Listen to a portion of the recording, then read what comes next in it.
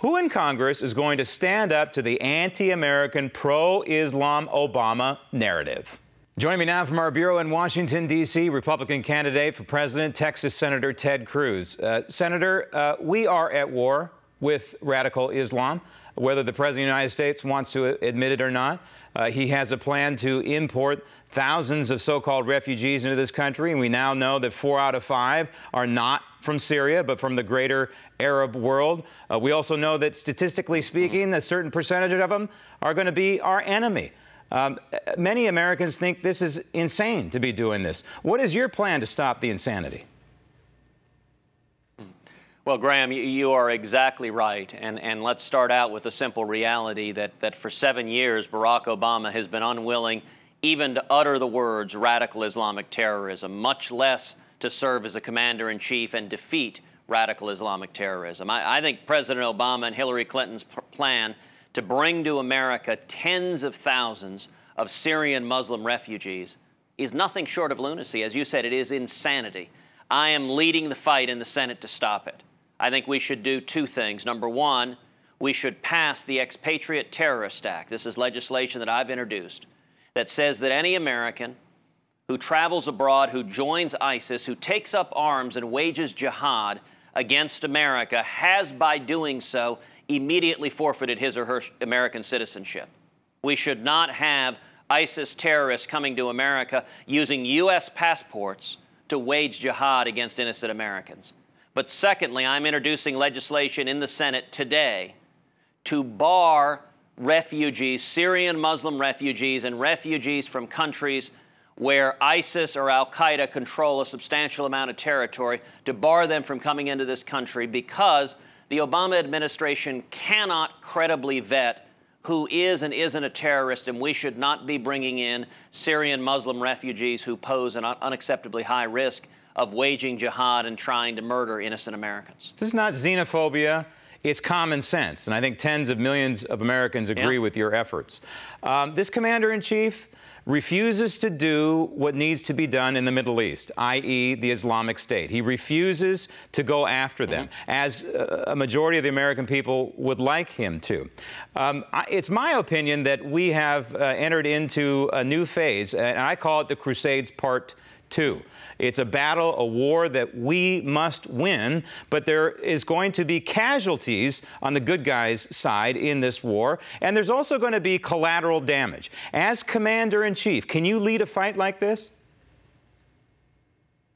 I believe we need to have a commander-in-chief that lays out clearly, we will defeat radical Islamic terrorism. It starts by naming the enemy and then using concerted military effort to destroy ISIS. We should use overwhelming air power, and we should be arming the Kurds, who are our allies. They are fighting ISIS right now, and that combination, we can utterly defeat ISIS. You know, I'll note, Graham, in the last 2 days, President Obama has taken it upon himself to attack me directly and personally while he's overseas. 2 days ago, he said my proposal to bar Syrian Muslim refugees, but at the same time to provide some hope and safe haven for persecuted Christians, he said that was un-American. Today, he said it was shameful.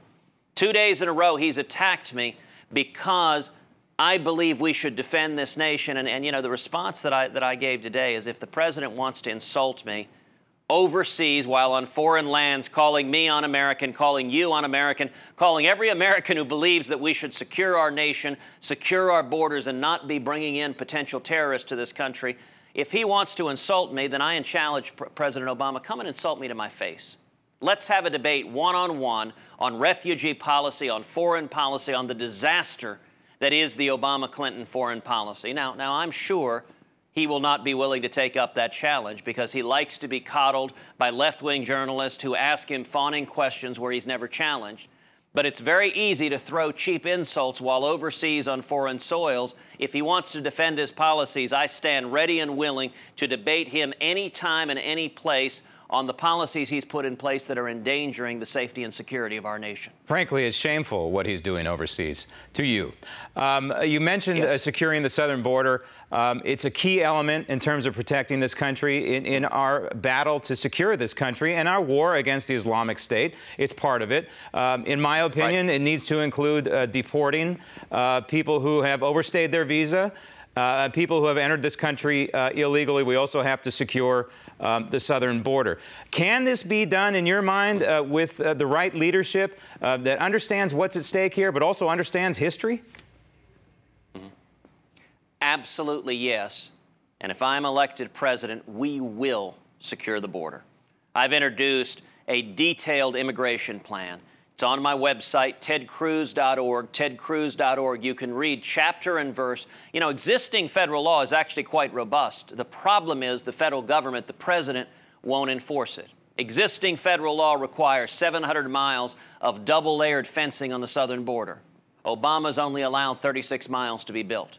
Existing federal law requires, as you mentioned, a strong biometric exit-entry system on visas to stop visa overstays. President Obama refuses to comply with existing law. If I'm elected president, we will build a wall that works. We will triple the Border Patrol. We will increase fourfold the fixed-wing and rotary-wing assets on the southern border so that we can monitor and stop anyone crossing the border. We'll put in place a strong E-Verify program and an exit-entry system. We have the tools, and what's missing is the political will to do it. And, you know, I'll mention, Graham, this is one of the really sharp distinctions in the Republican presidential primary. If you look at all of the candidates standing on that debate stage on the Republican side, a majority of those Republicans have publicly previously embraced amnesty. They've defended amnesty. I am the only person on that debate stage who has never supported amnesty and who led the fight, standing shoulder to shoulder with Jeff Sessions and Steve King to defeat the Gang of Eight amnesty plan when Barack Obama and Chuck Schumer joined up with establishment Republicans to push a massive amnesty plan. I led the fight, and the other candidates standing on that stage were nowhere to be found. Senator, I'd like to talk to you about the United States Constitution. Article 1, Section 8 of the Constitution might be the most powerful document ever written for a government on the face of the planet. Yet the Congress largely refuses to use it. We have a president who's gone rogue, who has usurped the Constitution so many times he's rendered the separation of powers virtually meaningless, and we have a third branch of government that is legislating from the bench. What is your broad plan to rehinge the federal Leviathan to the United States Constitution? Look, you are absolutely right. We have gotten so far away from our system of limited government, from our Constitution. You know, I've spent virtually my entire life fighting to defend the Constitution, actually going back to when I was in high school and part of a group that memorized the Constitution in short mnemonic form and toured the state of Texas speaking about it, to when I clerked at the U.S. Supreme Court for Chief Justice William Rehnquist, to when I spent over a decade litigating in front of the U.S. Supreme Court, defending the Constitution, representing both the state of Texas and representing companies and business litigation as well. And, you know, you mentioned Article 1, Section 8. I'll actually pass on to you, Graham, a great little memory tool, which is simply TCC, NCC, PCC, Pond Mama Ren. That is Article 1, Section 8 of the Constitution. TCC, Taxes, Credit, Commerce. NCC, Naturalization, Coinage, Counterfeiting. TCC, NCC, PCC, Post Office, Copyright, Courts. Piracy, Army, War, Navy. Militia, Money for Militia. Washington, D.C., Rules, and necessary and proper. Those are the 18 enumerated powers of Congress. If it ain't in that list, Congress doesn't have the authority to do so. And I'll point out to you, Graham, you will notice there's no O in that list for Obamacare. There's no E in that list for the Department of Education. We need to get the federal government out of areas that it has no constitutional authority to be sticking its nose into.